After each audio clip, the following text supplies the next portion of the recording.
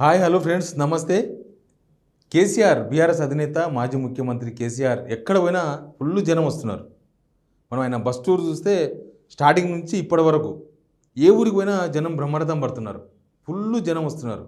వచ్చిన దానిలో మహిళలు ఉంటున్నారు, యువకులు ఉంటున్నారు, ప్లస్ రైతులు ఉంటున్నారు, ప్రైవేట్ ఉద్యోగులు ఉంటున్నారు. ఇలా రకరకాల వర్గాలు కేసీఆర్ బస్ టూర్లో కనిపిస్తున్నారు మనకు. లేడీస్ అయితే మంగళహారతులతో స్వాగతం పలుకుతున్నారు. ఆయన బస్సు పోతుంటే గుమ్మడికాయలతో దిష్టి తీస్తున్నారు, శాఖ పోస్తున్నారు. ఇదంతా జరుగుతుంది. నిజానికి ఇదంతా మనకు అసెంబ్లీ ఎలక్షన్స్ ముందు ఇంత కనవలేదు. అసెంబ్లీ ఎలక్షన్స్ ముందు దీనిలో కొంత కనిపించింది. జనం ఎక్కడ పోయినా అప్పుడు కూడా ఫుల్ కనిపించారు. అయితే ఇప్పుడు అప్పటికి డిఫరెంట్ ఏంటంటే అసెంబ్లీ ఎలక్షన్స్ ముందు ప్రభుత్వం వీళ్ళ ప్రభుత్వం మీద తీవ్ర వ్యతిరేకత ఉన్నది. ఇదంతా మనం చూసినాం. అయితే మీటింగ్కి వచ్చిన వాళ్ళు ఏ మీటింగ్కి వచ్చినా డబ్బులు తీసుకొని వస్తారు కదా. అన్ని మీటింగ్లకు డబ్బులు తీసుకునే కదా వచ్చేది.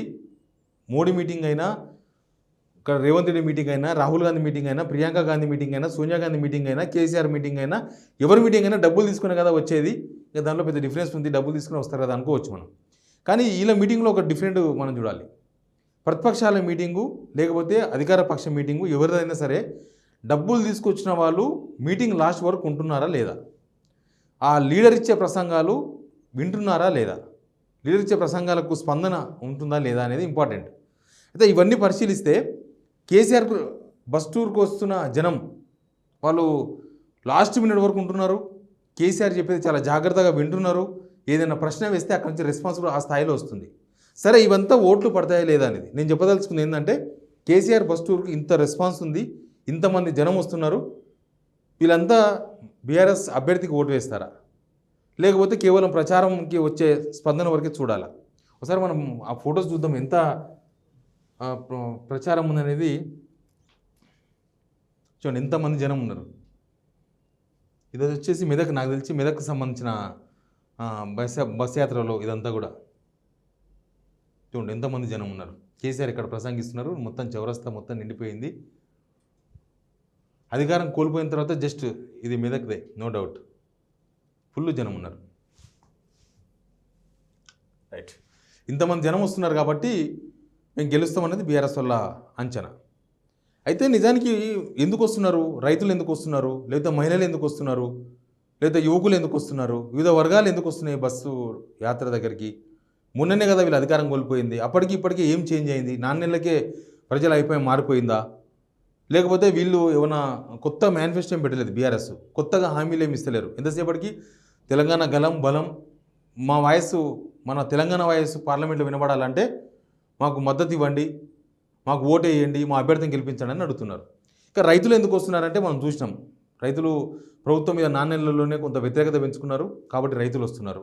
మహిళలు ఎందుకు వస్తున్నారంటే మహిళలకు ఇచ్చిన హామీ 2500 రూపాయల స్కీమో, లేకపోతే వీళ్ళు చెప్తున్న గ్యాసో కరెంటో అదంతా పారదర్శకంగా కనిపిస్తలేదు. ఫ్రీ బస్ ఇచ్చారు కదా అంటే ఫ్రీ బస్ మీద కూడా మహిళల్లో చాలా భిన్నాభిప్రాయాలు ఉన్నాయి. మేము కొట్టుకుంటున్నాము అంటే సీరియస్గా బస్సుల్లో ప్రయాణించే వాళ్ళు, ప్లస్ ఎంటర్టైన్మెంట్ కోసం బస్సుల్లో ప్రయాణిస్తున్న వాళ్ళు, ఫ్రీ బస్సే కదా అని అనవసరంగా బస్సులో తిరుగుతున్న వాళ్ళు, వీళ్ళ మధ్య గొడవలు అవుతున్నాయి, రోజు తన్నుకుంటున్నారు.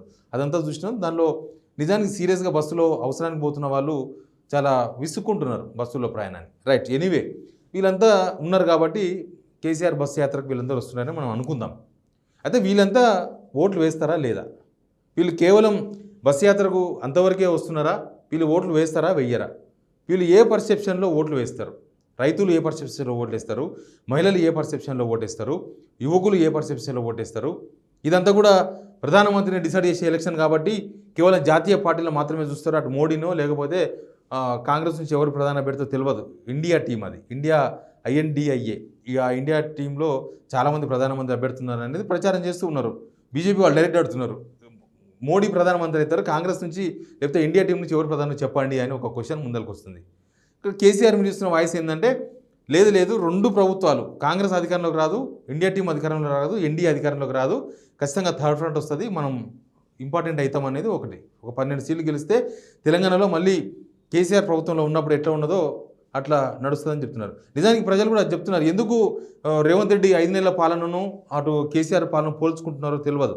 కానీ ఎవరితో పోయినా కూడా కేసీఆర్ ఉన్నప్పుడు మాకు నీళ్ళు వచ్చినాయి, కేసీఆర్ ఉన్నప్పుడు కరెంట్ వచ్చింది, కేసీఆర్ ఉన్నప్పుడు అది వచ్చింది, ఇది వచ్చింది, ఇప్పుడు వస్తలేవు, ఒడ్లు కొంటలేరు, రకరకాల ఇష్యూస్ చెప్తూ ఉన్నారు. అప్పటికిప్పటికీ పోలిక జనము వాళ్ళంతలకు వాళ్ళే ఒక పోలికను చూపిస్తున్నారు, వాళ్ళు పోలుస్తున్నారు. ఎవరి దగ్గర మైకి పెట్టినా కూడా మొన్నటిదాకా వచ్చినాయి ఇప్పుడు వస్తలేవు, మొన్నటిదాకా ఇచ్చిండ్రు ఇప్పుడు ఇస్తలేరు, ఇట్లా ఒక పోలికను ప్రదర్శిస్తున్నారు. కాబట్టి ఇంత సీరియస్గా జనం ఉన్నారు. ఆ ఓట్లన్నీ కూడా బీఆర్ఎస్కి పడతాయా పడవా అనేది ఒక చర్చ. బీఆర్ఎస్కి ఓటేసే వాళ్ళు ఏ పర్సెప్షన్లో ఓటేస్తారు? నిజంగానే మొన్ననే అసెంబ్లీలో ఓడించినాం కదా, ఆ సింపతి ఉన్న వర్కౌట్ అయితే బీఆర్ఎస్కి ఓట్లు పడతాయి. మొన్ననే కదా వీళ్ళందరినీ ఓడించింది.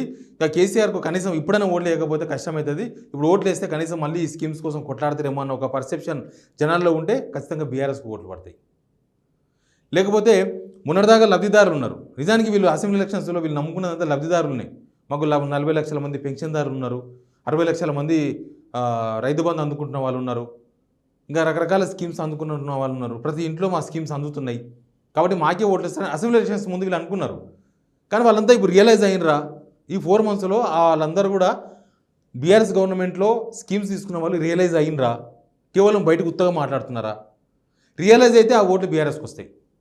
వాళ్ళంతా కనుక రియలైజ్ అవుతే 4 నెలల్లో మేము అనుకున్నది సాధించలేకపోయినామో, లేకపోతే మేము ఆ స్కీమ్స్ కాంగ్రెస్ వాళ్ళ స్కీమ్స్కి ఆశపడి ఓట్లు వేసినామో, లేకపోతే కాంగ్రెస్ ఏదో చేస్తుందని చేయలేదో అని నిరాశ ఉన్న వాళ్ళు నెక్స్ట్ ఆప్షన్ బీఆర్ఎస్ఏ తీసుకుంటారా, లేకపోతే బీజేపీ ఆప్షన్ తీసుకుంటారా? మోడీ ఎలక్షన్ అంటున్నారు కదా, కాబట్టి ఆ ఆప్షన్ అటుపోతుందా? లేకపోతే సామాజిక వర్గాల వారిగా బీసీలు ఒకవైపు, ఎస్సీలు ఒకవైపు, అట్లా సామాజిక వర్గాలుగా ఏమైనా విడిపోయి బీఆర్ఎస్ బీసీలకు ఎక్కువ స్కీమ్స్ ఇచ్చింది, ఎక్కువ స్కీమ్స్ లబ్ధిదారులు బీసీలే, చేనేతలు, పద్మశాలి సామాజిక వర్గంకి సంబంధించిన వాళ్ళు మనం సిరిసిల్ల కాన్స్టిట్యున్సీ ఏరియాలో చూస్తున్నాం, ఆత్మహత్యలు బాగా చేసుకుంటున్నారు. అంతకుముందు ఆత్మహత్యలు ఆగిపోయినాయి అంతకుముందు, ఇప్పుడు కనిపిస్తున్నాయి. లేకపోతే రైతుల ఆత్మహత్యలు కనిపిస్తున్నాయి, అంతకుముందుకు రైతుల ఆత్మహత్యలు ఉన్నాయి. కాకపోతే అంతకుముందు రైతుల ఆత్మహత్యలకు ఇప్పుడు ఒక డిఫరెన్స్ కనిపిస్తుంది. అంతకుముందు రైతుల ఆత్మహత్యలు ఏంటంటే అప్పుడు కూడా సేమ్ ఇట్లాంటి ఇదే పర్సంటేజ్లో మనకు రైతుల ఆత్మహత్యలు ఉన్నాయి బీఆర్ఎస్ గవర్నమెంట్లో కూడా. కాకపోతే ఇప్పుడు వచ్చిన తర్వాత ఆశ లేదు, రైతులు ఇంకేదో జరుగుతుందన్న ఆశ లేకుండా నిరాశతో ఆత్మహత్య చేసుకుంటున్నారు. అంతకుముందేమో వాళ్ళ సమస్యను చెప్పుకోలేక ఆత్మహత్య చేసుకున్నారు. లోకల్ ఎమ్మెల్యే కలవలేకపోయినారు రైతులు అప్పుడు, కాబట్టి వాళ్ళ బాధను ఎవరు చెప్పుకోవాలని తెలియక ఆత్మహత్యలు చేసుకున్నారు. ఇప్పుడు లోకల్ ఎమ్మెల్యేనో మినిస్టర్ కలుస్తారేమో కానీ కలిసినా వేస్ట్ ఏం చేయలేరు అన్న నిరాశతో ఆత్మహత్య చేసుకుంటున్నారు. అది డిఫరెన్స్. లేకపోతే రేవంత్ రెడ్డి ఎలక్షన్స్ ముందు ఏదేదో చెప్పిండ్రు అదంతా చేయలేదన్న నిరాశ కొద్ది జనాల్లో ఉంది. ఇప్పుడు కాంగ్రెస్కి ఓటు వేస్ట్ ఆల్రెడీ ఓటు వేసినాం కదా అసెంబ్లీ ఎలక్షన్స్లో, ఇంకా చాలు అనుకునే జనం ఉన్నారు. అట్లాంటి వాళ్ళు ఎవరికి ఓటేస్తారు? వాళ్ళంటే వాళ్ళు దీనిలో చాలామంది ఉండొచ్చు, వాళ్ళు బీఆర్ఎస్కి ఓటేస్తారా? బీఆర్ఎస్ ఆప్షన్ ఉందా వాళ్ళ ముందు? బీఆర్ఎస్ఏ ఆప్షన్గా తీసుకునే అవకాశం కనిపిస్తుందా? ఇట్లాంటి చాలా చర్చలు రాజకీయ వర్గాల్లో జరుగుతూ ఉన్నాయి. కేసీఆర్ బస్ టూర్ వల్ల బీఆర్ఎస్కు కొంత ప్లస్ అయింది. నిజానికి ఆ ఎమ్మెల్యేలంతా వెళ్ళిపోతారు, లేకపోతే అసెంబ్లీ ఎలక్షన్స్ అయిపోయింది, ఇంకా బీఆర్ఎస్ ఉండదో లోక్సభ ఎలక్షన్స్ తర్వాత అన్న ఒక చర్చను కాంగ్రెస్ తెర మీద తీసుకొచ్చింది. ఇవన్నీ చర్చలు ఉండగా కూడా జనం ఇంతగానం కేసీఆర్ బస్ టూర్కి వస్తున్నారంటే కొంత బీఆర్ఎస్ బూస్టప్, ఇది 100% బూస్టప్పే. 4 నెలల్లోనే కాంగ్రెస్ ప్రభుత్వం మీద వ్యతిరేకత మొదలైందని చెప్పడానికి ఇది చాలు, ఈ జనం చాలు.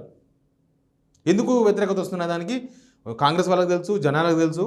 ఎందుకంటే అబద్ధాలు 2500 రూపాయలు మహిళలకు ఇస్తున్నామని రాహుల్ గాంధీతో చెప్పించిండ్రు, లేకపోతే రైతు బంధు ఇచ్చినామని ఎప్పుడో రైతు బంధు ఇస్తే మళ్ళీ మొన్న ఎందుకు స్టార్ట్ చేసిండ్రు?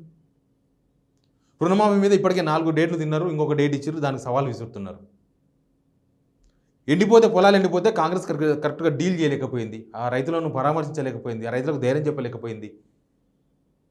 వడగండ్ల వాన వస్తే కనీసం ఒక ఎమ్మెల్యే పొలంలో దిగి రైతుతో పోయి భుజం మీద చెయ్యేసి ఇట్లా అయిందా మా ప్రభుత్వం చూసుకుంటుందని చెప్పలేదు. సరే ఇప్పుడు ఏదో ఇస్తామని చెప్తున్నారు, ఇస్తారో తెలియదు. ఆయన రైతు బాధలో ఉన్నప్పుడు కలవకపోవడం అనేది గవర్నమెంట్ ఫెయిల్యూర్.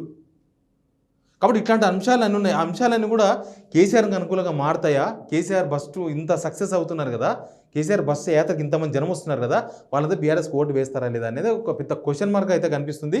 చూద్దాం ఏం జరుగుతుందో. ఎలక్షన్స్ ఇంకా ఎక్కువ దినాలు లేవు, చాలా త్వరలోనే ఎలక్షన్ జరగబోతున్నాయి, 13కి ఎలక్షన్స్ కాబట్టి ఏం జరుగుతుందో కూడా చూద్దాం. Please subscribe signal TV.